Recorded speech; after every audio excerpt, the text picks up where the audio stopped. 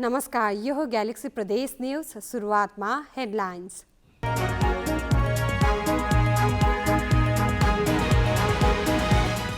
नेपाल राष्ट्र बैंकले मौद्रिक नीतिको कार्यदिशालाई लचिलो बनायो। नीतिगत र बैंक दर दुवै घट्यो। बैंक तथा वित्तीय संस्थाको ब्याज दर पनि समायोजन हुने। फ्लाइ दुबईबाट काठमाडौँ आएका चन्द्र घलेसहित 2 जना 14 किलो सुनसहित त्रिभुवन विमानस्थलबाट पक्राउ। सुन छानबिन गर्न भन्सार विभागद्वारा 6 सदस्यीय समिति गठन।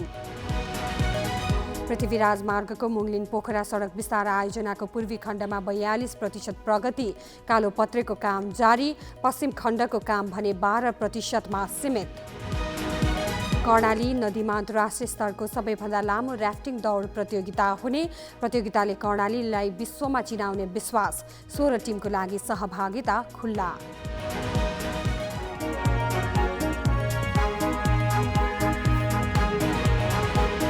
त्रिभुवन विमानस्थलबाट 14 किलो सुनसहित 2 जनालाई पक्राउ परेका छन्। पक्राउ पर्नेमा चन्द्र खले र गोर्खाका मीन बहादुर खले रहेको भन्सार कार्यालयका प्रमुख टोकराज पाण्डेले जानकारी दिएका छन्। गैराती 11:40 को फ्लाइट दुबईको FZ 573 को उडानबाट काठमाडौँ आएका चन्द्र खलेलाई कपडामा बेरेर छातीको दायाँ बायाँ लुकाएर ल्याएको अवस्थामा बिस्कुट आकारको 7 थान अर्थात् 14 किलो सुनसहित पक्राउ गरिएको हो। उनकै बयानका आधारमा सुन धनी गोर्खाका मीन बहादुरलाई पनि पक्राउ गरिएको भन्सार प्रमुख पाण्डेले जानकारी दिएका छन्। पक्राउ परेका दुवैजनालाई थुनामा राख्न प्रहरी प्रभाग कोटेश्वर पठाइएको छ। यसैबीच बरामद अन्दाजी 14 किलो सुन छानबिन गर्न भन्सार विभागले 6 सदस्यीय छानबिन समिति गठन गरेको छ। त्रिभुवन विमानस्थल भन्सार कार्यालय प्रमुख भन्सार अधिकृत मणिराम पौडेलको नेतृत्वको समितिमा प्रहरी नायब उपरीक्षक प्रकाश सुवेदी, भन्सार अधिकृत डिल्लु प्रसाद शर्मा, भन्सार अधिकृत प्रकाश निरौला, शाखा अधिकृत मञ्जु थापा र भन्सार अधिकृत लोकराज ढुङ्गाना रहेको प्रमुख भन्सार प्रशासक पाण्डेले जानकारी दिएका छन्। यसैबीच काठमाडौँको नागढुङ्गाबाट अवैध सुनसहित 3 जना पक्राउ परेका छन्। काठमाडौँ उपत्यका अपराध अनुसन्धान कार्यालयका SP रविन्द्र रेग्मीका अनुसार 2 किलो जति सुनसहित उनीहरूलाई पक्राउ गरिएको हो। रसुवाबाट काठमाडौँ आइरहेको स्कोर्पियो नागढुङ्गामा चेक गर्दा समातिएको उनले बताए। उक्त सुन चिनिया नागरिकको हो भन्ने बुझिएको छ। चिनिया नागरिकलाई समात्न टोली परिचालन गरिएको प्रहरीले जनाएको छ। थप अनुसन्धान जारी रहेको प्रहरी को भनाइ छ। प्रधानमन्त्री पुष्पकमल दाहालले प्यालेस्टाइनी समूह हमासको नियन्त्रणमा रहेका कञ्चनपुरका विपिन जोशीका आमा बुबासँग भेट गरेका छन्। प्रधानमन्त्री दाहालले शुक्रबार बिहान धनगढी विमानस्थलमा विपिनका बुवा महानन्द जोशी र आमा पद्मा जोशीलाई भेटेर विपिनको रिहाईको लागि सक्दो पहल गरिरहेको जानकारी दिएका हुन्। सुदूरपश्चिम विश्वविद्यालय कृषि विज्ञान संकायमा अध्ययनरत जोशी गत भदौ 27 गते इजरायल गएका थिए। सुदूरपश्चिम विश्वविद्यालय बाट उनी सहित 49 विद्यार्थी लर्न एन्ड अर्न कार्यक्रमका लागि त्यहाँ पुगेका थिए। गत असोज 20 गते हमास समूहले इजरायलमाथि आक्रमण गर्दा 10 नेपाली विद्यार्थीको ज्यान गएको थियो। विपिनलाई हमासले नियन्त्रणमा रहेको इजरायलले पुष्टि गरिसकेको छ। यद्यपि उनको कुनै खबर प्राप्त हुन भने सकेको छैन। नेपाल राष्ट्र बैंकले मौद्रिक नीतिको कार्यदिशालाई लचिलो बनाउँदा बैंक तथा वित्तीय संस्थाको ब्याज दर घट्ने भएको छ। चालु आर्थिक वर्ष 2080-81 को मौद्रिक नीतिको प्रथम त्रैमासिक समीक्षा सार्वजनिक गर्दै राष्ट्र बैंकले नीतिगत दर र बैंक दर दुवै घटाएकोले ब्याज दर झनै घट्ने भएको हो।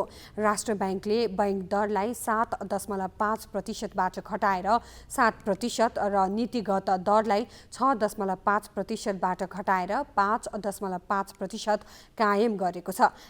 यस्तै निक्षेप सङ्कलन बोल कबोल दरलाई 4.5% बाट घटाएर 3.0% कायम गरिएको पनि मौद्रिक नीतिमा उल्लेख छ। अनिवार्य नगद अनुपात र वैधानिक तरलता अनुपात सम्बन्धी व्यवस्थालाई भने यथावत राखिएको छ।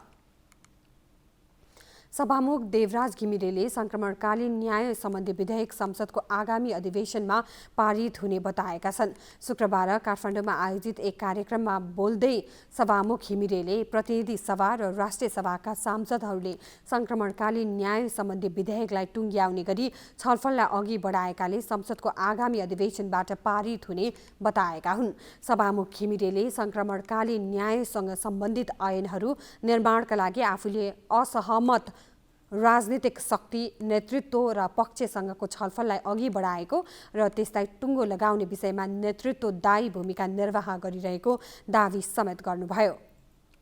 कामहरूलाई पुरा गर्नको लागि त्यसमा पनि लामो समयदेखि थातिरहेको संक्रमण न्यायसँग सम्बन्धित कामलाई पुरा गर्नको लागि प्राथमिकता साथ खट्ने, असहमतिको बिचमा रहेका राजनीतिक शक्तिहरू, नेताहरू र पक्षहरूसँग अलग अलग संयुक्त रूपबाट भेटघाटहरू गर्ने, छलफलहरू गर्ने, यसलाई टुङ्ग्याउने कुराहरूमा म आफू लागिरहेको कुराहरू म तपाईँहरूको अगाडि राख्न चाहन्छु। त्यस अवसरमा सभामुख घिमिरेले मानव अधिकारसँग सम्बन्धित कानुन निर्माणमा पनि आफूले सक्दो पहल गर्ने प्रतिबद्धता व्यक्त गरेका थिए। बाला चतुर्दशीमा पशुपतिनाथ मन्दिर परिसरमा सद्बीज छर्न आउनेहरूले 13 बुँदे नियम पालना गर्नुपर्ने भएको छ।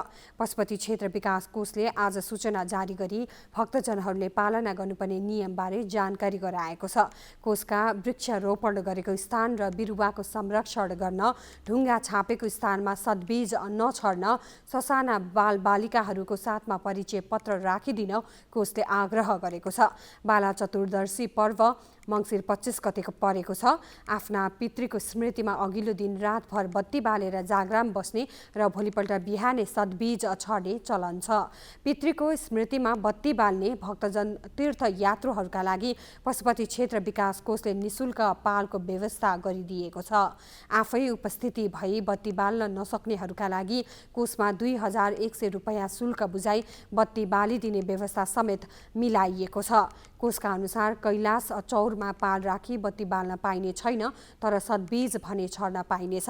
बत्ती बाल्नका लागि कैलाशको फेदी, पशुपतिनाथ मन्दिर परिसर, पशुपति कोर क्षेत्र, हंस मण्डप, चौर सहित बागमती नदीको खाली किनारामा व्यवस्था गरिएको छ।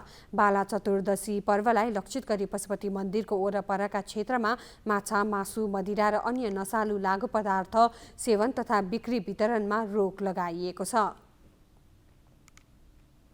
काठमाडौँ महानगरपालिकाले प्लास्टिकका क्रिसमस ट्री प्रयोग गर्न प्रतिबन्ध लगाएको छ।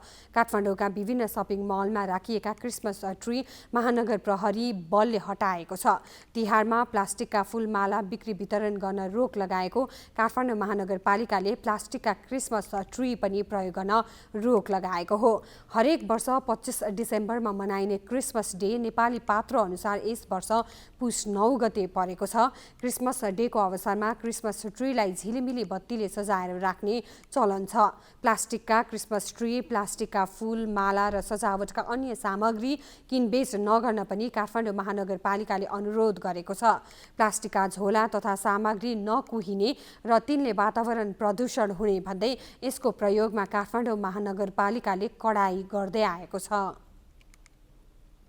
राष्ट्रिय सभा चुनाव प्रयोजनका लागि निर्वाचन आयोगले दल दर्ताका लागि आह्वान गरेको छ। आगामी माघ 11 गते बिहिबार हुने राष्ट्रिय सभा सदस्य निर्वाचन प्रयोजनका लागि नेपालको संविधानको धारा 271 बमोजिम राजनीतिक दल दर्ता गर्ने सम्बन्धी सूचना जारी गरिएको हो।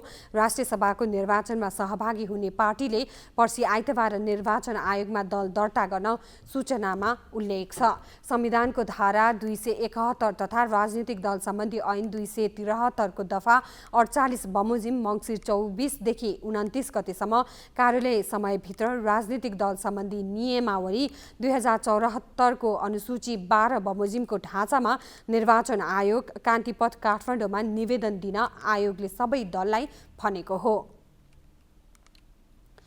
पृथ्वी राजमार्गलाई 4 लेनमा विस्तार गर्ने उद्देश्य सहित काम भइरहेको मुङलिन पोखरा सडक विस्तार आयोजनाको पूर्वी खण्डमा 42% प्रगति भएको छ। तनहुको आबु खैरेनीबाट जामुनेसम्मको 41.5 किलोमिटर खण्डमध्ये हालसम्म 9 किलोमिटर खण्ड एकतर्फी कालो पत्र सकिएको छ। पूर्वी खण्डका इन्जिनियर विष्णु प्रसाद पाण्डेले थप 5 किलोमिटर कालो पत्र गर्ने काम सुरु भएको बताएका छन्। आबु खैरेनी गाउँपालिका 3 गाउँपालिका चोकबाट मार्की चोकसम्म जोड्ने गरी अल्सफाट प्रविधिको कालोपत्र सुरु गरिएको उनले बताएका छन्। यसअघि आबु खैरेनी 1 र बन्दीपुर गाउँपालिका 1 मा 12 किलोमिटर सडक कालोपत्रै भइसकेको छ। पृथ्वी राजमार्गलाई 4 लेनमा विस्तार गर्ने उद्देश्य सहित काम भइरहेको मुङलिन पोखरा सडक विस्तार आयोजनाको पूर्वी खण्डमा धमाधम काम भइरहेको छ। पूर्वी खण्डमा सडक फराकिलो बनाउने पक्की पुल तथा कल्भर्ट निर्माणले पनि गति लिएको छ। राजमार्ग विस्तारका लागि पूर्वी खण्डमा घर टहरा हटाउने काम चलिरहेको छ। यो खण्डमा 631 घर टहरा भत्काइनेछ। त्यसका लागि 22 करोड 45 लाख मुआब्जा वितरण गरिनेछ। पूर्वी खण्डको ठेक्का चाइना कम्युनिकेसन कन्स्ट्रक्सनले पाएको छ। यो खण्डको म्याद 2081 वैशाखसम्म रहेको छ। पश्चिम खण्ड अन्तर्गत जामुनबाट पोखरासम्म 2078 भदौ 12 गतेदेखि काम सुरु भएको थियो। यो खण्ड निर्माणको जिम्मा चिनिया कम्पनी येनवुही काइयुहान हाइवे एन्ड ब्रिज कन्स्ट्रक्सनले पाएको छ। यो खण्डको म्याद 2081 भदौसम्म छ। पश्चिम खण्डको काम भने 12% मात्रै सकिएको बताइएको छ। पूर्वी खण्डको ठेक्का 6 अर्ब 21 करोड 31 लाख 13 हजारमा र पश्चिम खण्डको ठेक्का 7 अर्ब 40 करोड 46 लाख रुपियाँमा लागेको छ। 4 लेनको भन्दा सडक सीमा दुईतर्फी 25-25 मिटर हुनेछ। बाक्लो बस्ती भएका स्थानमा 41 मिटर चौडाइको सडक बन्नेछ। तनहुको दमौली र डुम्रे बजारमा 41 मिटरको सडक बन्नेछ।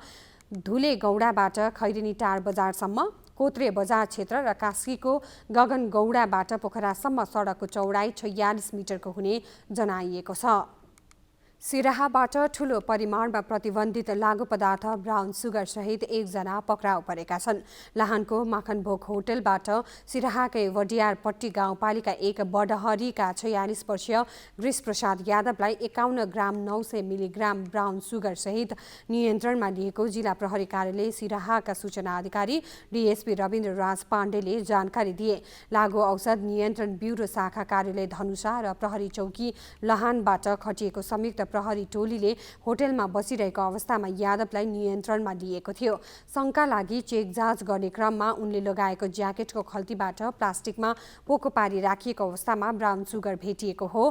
प्रहरीले उनले प्रयोग गरेको मोटरसाइकल समेत बरामद गरेको छ। नेपाल सांस्कृतिक र प्राकृतिक रूपमा धनी देश हो। विकट कर्णालीलाई पनि प्रकृतिले उत्तिकै साथ दिएको छ। तर प्रचार प्रसारको अभाव र सो क्षेत्रमा हुन नसकेको विकासले कर्णाली पिछडिएको प्रदेश हो। अनगिन्ती प्राकृतिक सौन्दर्यमध्ये कर्णाली नदी पनि एक हो। सुन्दर स्वच्छ कर्णाली नदी यो क्षेत्रको प्राकृतिक मात्र होइन, सांस्कृतिक सभ्यतासँग पनि जोडिएको छ। यही कर्णाली नदीलाई अब विश्वले नै चिन्ने गरी विश्वकै लामो दूरीको र्याफ्टिङ प्रतियोगिता हुँदैछ।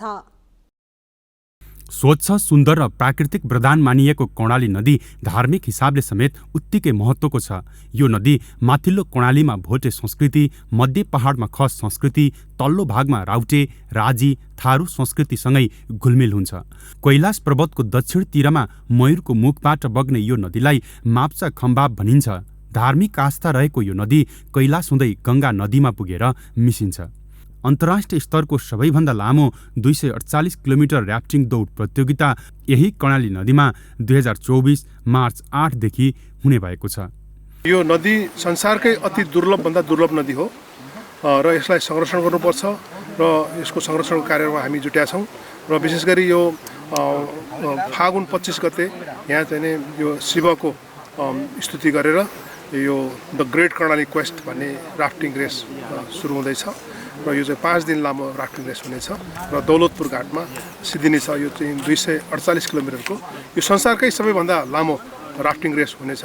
Nepal association of rafting agency, Nepal नदी संरक्षण तथा एनआरसिटी र कर्णाली बेसिन संरक्षण प्रतिष्ठानको संयुक्त आयोजनामा अन्तर्राष्ट्रिय स्तरको प्रतियोगिता हुन लागेको हो। प्रतियोगितामा 16 टिमका लागि फेब्रुअरी 5 देखि 24 सम्म सहभागिताका लागि खुल्ला गरिएको छ। The great Karnali quest Dailekh जिल्लाको 820 नगरपालिकाको राकम कर्णालीबाट कोइराली जिल्लाको दौलतपुर घाटसम्म र्याफ्ट दौडले कर्णाली नदीको किनाराका 248 किलोमिटर दूरी पार गर्नेछ। द ग्रेट कर्णाली क्वेस्ट दौडले कर्णालीको ब्रान्ड, आर्थिक, पर्यटन र कर्णालीको दिगो पर्यटनलाई जोड्ने समेत विश्वास लिएको छ। हाम्रो कर्णाली नदीको कारणले हाम्रो यो राकम यति मात्र नभएर हाम्रो देशकै नै प्रचार हुने जो अवसर मिल्नेछ, यो एकदमै खुसीको कुरा हो।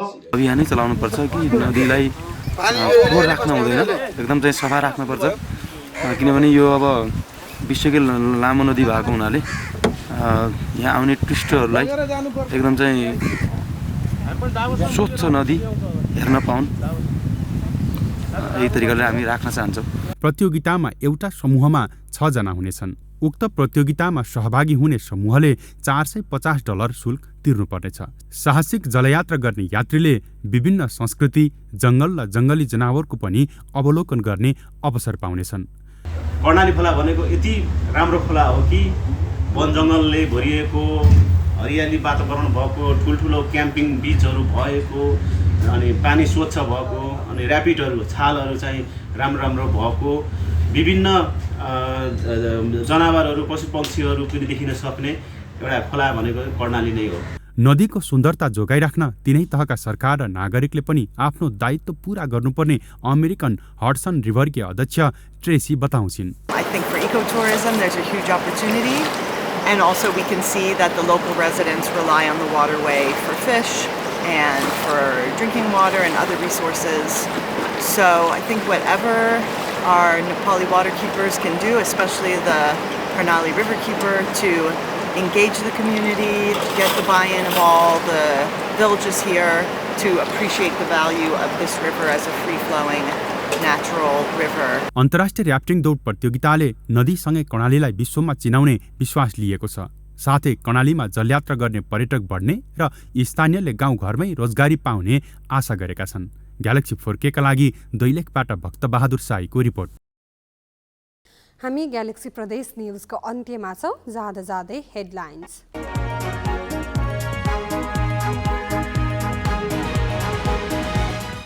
नेपाल राष्ट्र बैंकले मौद्रिक नीतिको कार्यदिशालाई लचिलो बनायो। नीतिगत र बैंक दर दुवै घट्यो।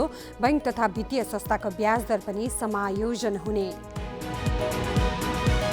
फ्लाइ दुबईबाट काठमाडौँ आएका चन्द्र घले सहित 2 जना 14 किलो सुन सहित त्रिभुवन विमानस्थलबाट पक्राउ। सुन छानबिन गर्न भन्सार विभागद्वारा 6 सदस्यीय समिति गठन। पृथ्वी राजमार्गको मुङलिन पोखरा सडक विस्तार आयोजनाको पूर्वी खण्डमा 42% प्रगति। कालो पत्रेको काम जारी। पश्चिम खण्डको काम भने 12%मा सीमित। कर्णाली नदीमा अन्तर्राष्ट्रिय स्तरको सबैभन्दा लामो र्याफ्टिङ दौड प्रतियोगिता हुने। प्रतियोगिताले कर्णालीलाई विश्वमा चिनाउने विश्वास। 16 टिमको लागि सहभागिता खुल्ला।